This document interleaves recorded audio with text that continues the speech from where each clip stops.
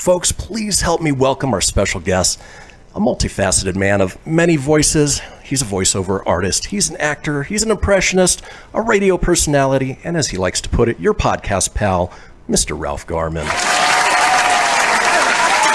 Thank you so much, everyone.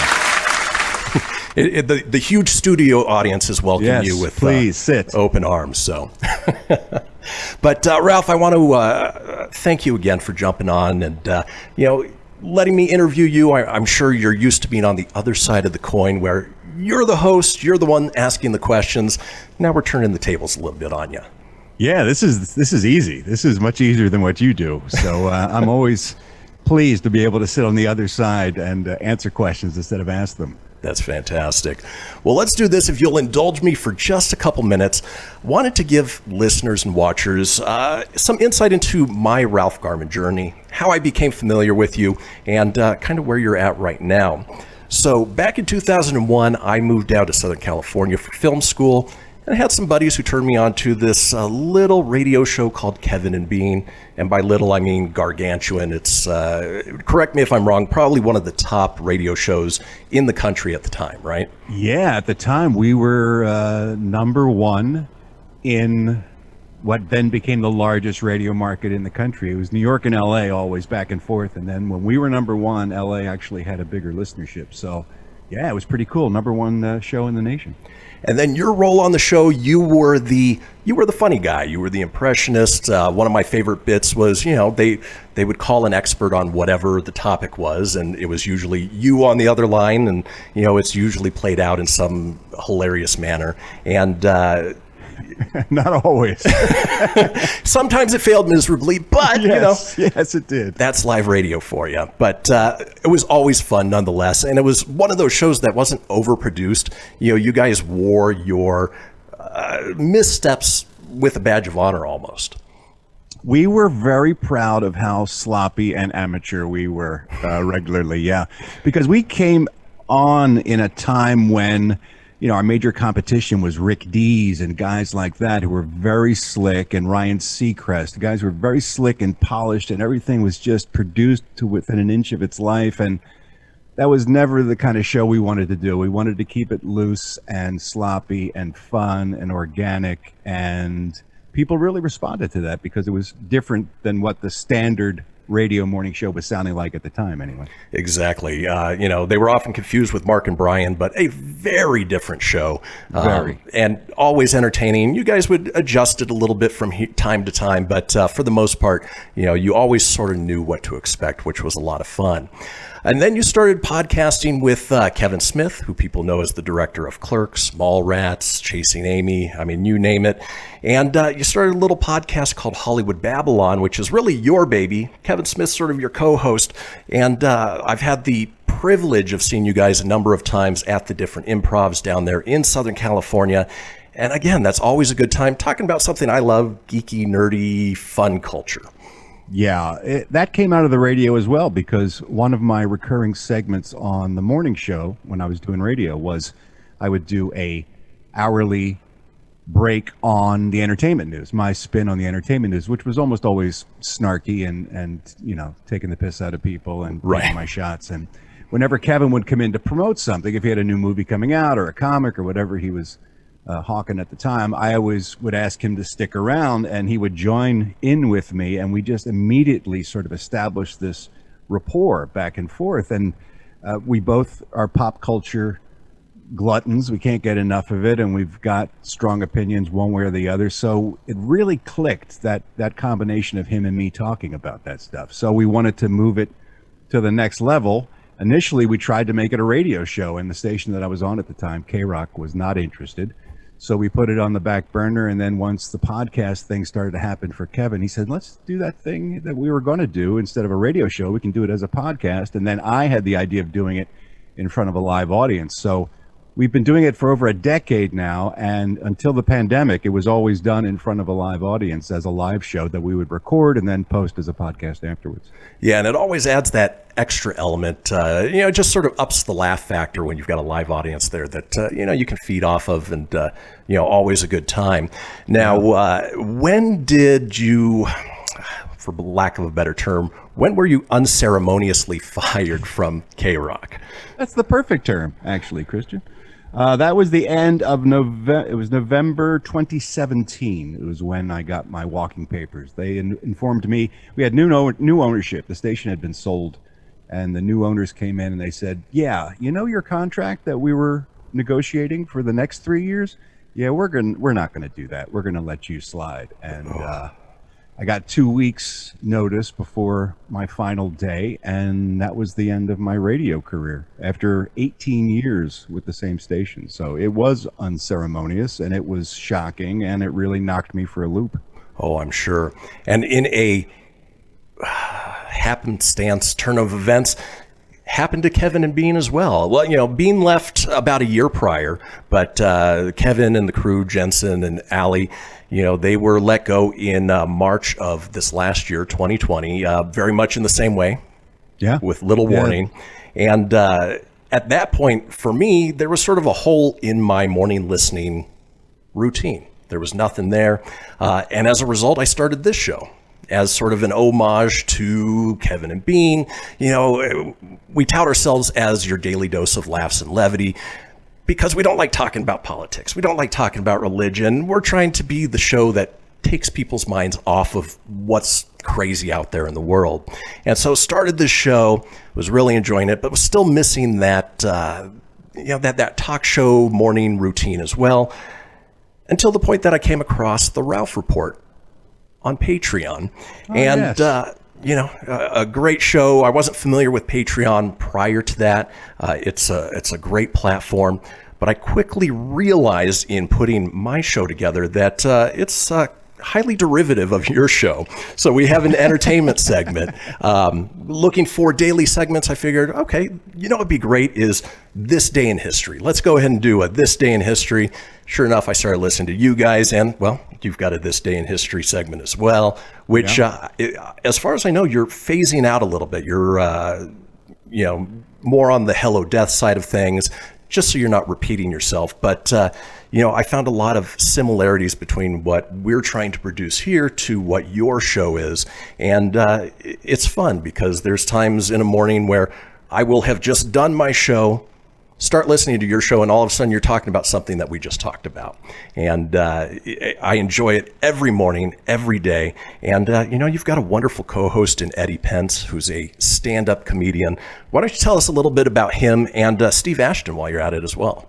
Yeah, when I got let go from the radio, I didn't know what the next step was going to be for me. And I had met with some other radio stations, and it wasn't really a good fit. So it was actually Kevin Smith who said to me, "Look, you've got almost 20 years of goodwill built up with an audience. You don't need a radio station's permission anymore to reach those people. Just do your own thing."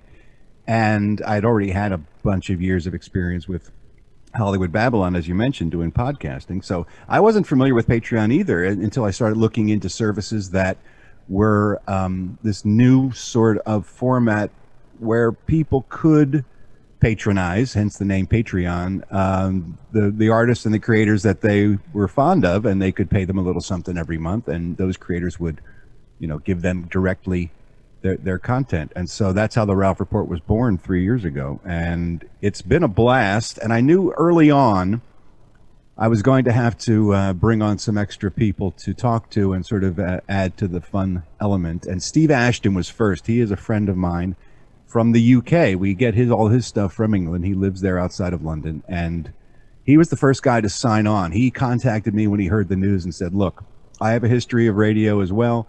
I've been looking for something creative to do. If you'd like to have me stop by from time to time and do some UK entertainment news or any way you can use me, I volunteer." So he was the first guy who got on board. And then I realized I needed a regular sort of co-host role to fill as well. And Eddie Pence was a comedian that I had known from the Improv, which you mentioned, when I was doing Hollywood Babble-on at the comedy clubs. He was a stand-up who would often hang out in the bar, and we would chat after shows and stuff. And I got to know him as a friend, and I said Eddie would be a good fit, I think, for that role, because you need somebody who's funny and smart but likable and is willing to sit back and be in the second chair if you're driving the bus. And he's all those things and more. I didn't know him all that well when he started, and then he's just this fascinating onion of a man is as you peel back these layers, you find out more and more crazy things from him. And it's just been a blast the past couple of years working with him because there's so much content there. And the nice part is he's never unwilling to poke a little fun at himself. It makes for just a great dynamic between the two of you. Yes, we can talk about his swollen prostate, for a week because he is not shy about sharing his personal details. Right. Or what he will and will not eat as well. Exactly, yes. So, Ralph, if you'll hang tight, we're going to go to a commercial break real quick. But when we come back, we've got more with Ralph Garman. Going to turn back the clock a little bit to find about how you got into the radio, and then obviously talk more about the Ralph Report, which is your current project. All right, we are back with podcaster, voiceover artist, impressionist, actor. Is there a hat you don't wear, Ralph? Well, I always say I'm not really good enough at any one thing to keep a job, so I have to do a lot of things just mediocre in order to pay the bills. So I do wear a lot of hats, yeah. I feel you there. I feel you. Now, for anybody who's familiar with you, they know that you are a Philly boy through and through. What brought you out to LA? I assume it's acting, but could have been something different. And, tell us about your early days in Hollywood, maybe after school specials, Playboy TV, some of the things that got you going to where you're at right now. Yeah, I did move from Philly to pursue a career in acting. And I was lucky enough to get my SAG card in Philadelphia when I was still there because they were shooting what was then known as ABC after school specials. And they don't do those anymore, but it used to be an afternoon show for kids. They were like movies of the week, but aimed towards a younger audience. And they were shooting one locally and they were casting locally. And I just happened to get an audition through a guy I was working with in a theater class, and they liked what I did, and they hired me on the spot, and that got me right into the Screen Actors Guild. So once I had my union card, I was like, all right, I'm going to point my car west and head out there and see how I can do. And I got out there, auditioned for my very first audition was for a sitcom, and I landed that, and I was like, wow, this is easy. I don't know why anybody would complain. This is the easiest career in the world. Right. And then I didn't book anything again for a year. So I was working off and on as an actor. I started doing sketch and improv comedy, and that's when I met a guy named Jimmy Kimmel, who was working on the Kevin and Bean show, the show I eventually became part of. He was their sports guy on air, but behind the scenes, he was also writing a ton of content for them and coming up with games for them to play on air, and he was sort of a producer, more or less, for that show. And he was leaving to go do a thing called The Man Show on Comedy Central with Adam Carolla. And Jimmy said to me, you should join up. You should do radio because these guys are going to need someone like you with your skill set that would be a good match. And I had no interest in doing radio. I was still trying to be an actor, and I was doing sketch and improv on stage at the time. And so we came to sort of an uneasy agreement. They didn't really want me because I had no radio experience. I didn't really want to do radio. So we said, we'll do it for like 3 to 6 months until we can find a permanent replacement for Jimmy Kimmel.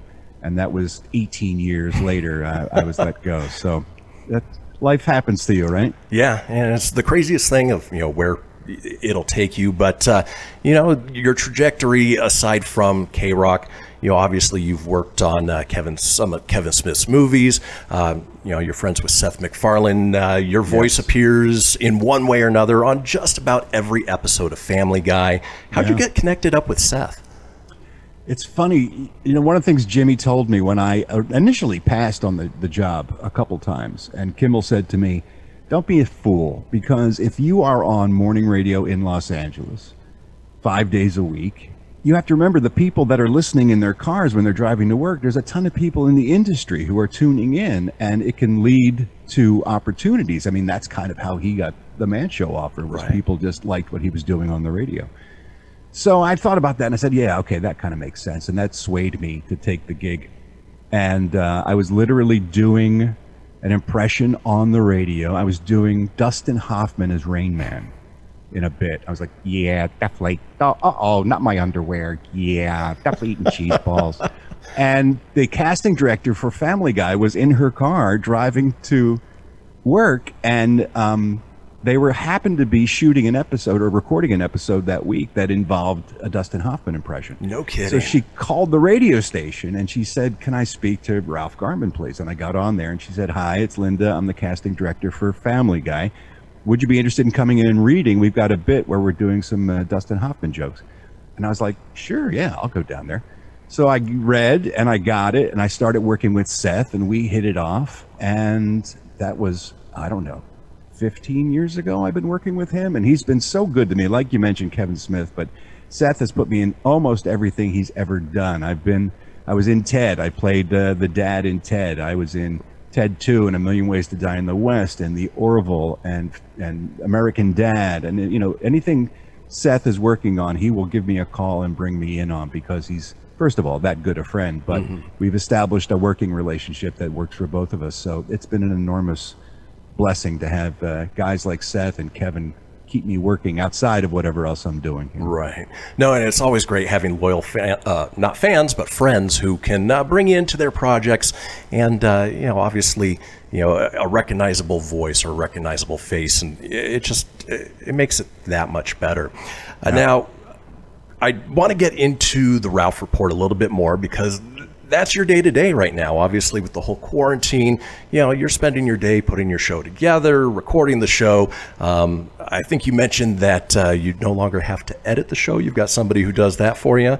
Yeah, we had a listener who reached out. I was bitching about the fact that, you know, I was prepping all day, then recording, and then doing post afterwards, and it was a long-ass day. Yeah. And my podcast, unlike a lot out there, is 5 days a week. It's a morning show format, so I like to deliver every morning so people get their money's worth on Patreon. And he reached out and said, "Look, I just graduated from a class in audio engineering, and I need the experience. And if you're willing to take a chance on me, I'd be happy to do the editing and you know, sweeten the show and get it ready for posting if you'd be interested." So I met with him. He's a great guy, and so he just volunteered as sort of an intern to take care of that aspect of the show for me, and it's freed up hours of my day. It probably saved my life, because I don't know if I could keep up with that pace for much longer. So I get luckily, I don't have to do that part. That's awesome. Now, and we were talking about loyal friends. Moving on to loyal fans, you have the Garmy, obviously. You know, you have some wonderful people who create some amazing content for you, jingles, songs, videos. You found a sound engineer out of it. Tell us a little bit about what it's like, you know, having this Garmy, these loyal fans who connect with you each and every week, and then you do your Saturday live, I forget exactly what you call it, but you connect with those fans and really make it a personal experience. That has been the real surprise and upside of this project for me, is the community that has come out of the Ralph Report. They are enormously supportive, not only in terms of, you know, the subscription base, in terms of, you know, paying for the show every month, but more importantly, like you said, they'll volunteer and they'll deliver for me pre-produced jingles for the segments, and they'll call in with ideas for the show, and it is just amazing what a big part they've become of it. And then on top of it, they have become friends with each other. You know, like you said, we gather together once a week. We've been doing it since the pandemic. We do a live stream virtual cocktail party on Saturdays so that we can all hang out and do something live, and they're all interacting with each other. And when the show's over, they'll go off to another Zoom call and hang out as a community, and they support each other and they become friends. It's just been this amazing journey over the past 3 years to watch this thing grow into something more than just a show and an audience. It's so interactive. It goes both ways, and then amongst themselves, they've also kind of created these friendships. So it's really been amazing to watch. And it blows my mind. I mean, you've got people who reach out that, you know, they're having struggles in life. You know, many people are, but some more so than others. And the way that the Garmy steps up and supports them and really takes care of them, it's heartwarming. And it's just amazing to see that sort of loyal fan base for what, you know, all intents and purposes is a silly show. Yes, it's a goofy show for an hour and change every day. We just try to take people's minds off their troubles. That's our primary goal. And people do. They reach out and they say, you know, I'm having an awful time, but I know for an hour a day, I'll be able to hang with friends and smile and laugh and listen to cool music or learn something new. And that is so gratifying at the end of the day. But like you mentioned, they show up for each other and they're there for each other. And we had a couple over the Christmas holidays who were really struggling. The Crockett's, Haley had health issues and her husband had to take care of her, and they got married in the hospital because they didn't know if she was going to make it. And I just said, let's give these guys a great Christmas. And it was incredible, the outpouring of love and gift cards and greeting cards they gave to this couple. I've often said the Garmy, if it wasn't for them, I would have lost my faith in humanity a long time ago, Right. I think. Because when you look at the news, it's always doom and gloom and vitriol and people hating on each other and two sides fighting against each other in the political climate that we're in. So when you see this many good-hearted people stepping up to do kind things for each other, it's just life-affirming in a way that I never expected to feel. That's amazing. And it's, something that people can be a part of 5 days a week, 6 days a week on your virtual cocktail parties. And being part of it is so easy. You guys say 15 cents a day. That's $3 a month. To be part of this community that's fun, it's exciting, it's interactive. With our last minute, why don't you go ahead and tell people how they can become part of the Garmy, what they get with their Patreon memberships, and how they can get a hold of you. Super simple. You just have to go to patreon.com. That's patreon.com/The Ralph Report, and you can join up there. And we do have different tiers of subscriptions that you can sign up for. As you mentioned, the basic level, which is just the audio podcast 5 days a week, that's just $3 a month, as little as 15 cents a day, as we say on the show. And then each progressive tier, there's a 2-star general and a 3-star general and a 4-star general, and then you get more perks and more access and benefits as you move up. Some people like to get the bonus video content. Some people like to get the interaction with me. I call people at their homes and we have conversations, and there's swag and merch that we give out. The entire back catalog of Hollywood Babble-on that I do with Kevin Smith is available to the 4-star generals. So we try to make each progressive level just a little bit more interesting and exciting, depending on how deep people want to get involved. That's amazing. We're going to post the links on our social media so that way people can sign up if they're interested in checking you out. I strongly recommend it. It is the one other show that I listen to each day besides my own show and the stuff that I produce. So it's been a pleasure having you on, chatting with you, get a little background about the Ralph Report and who Ralph Garman is. I certainly appreciate it. Oh, it's been a pleasure, sir. And thank you for your support. You've been there for a long time listening to the show, and it's always great to hear from you. And it's a pleasure to finally meet you, even if it's virtually. Much appreciated.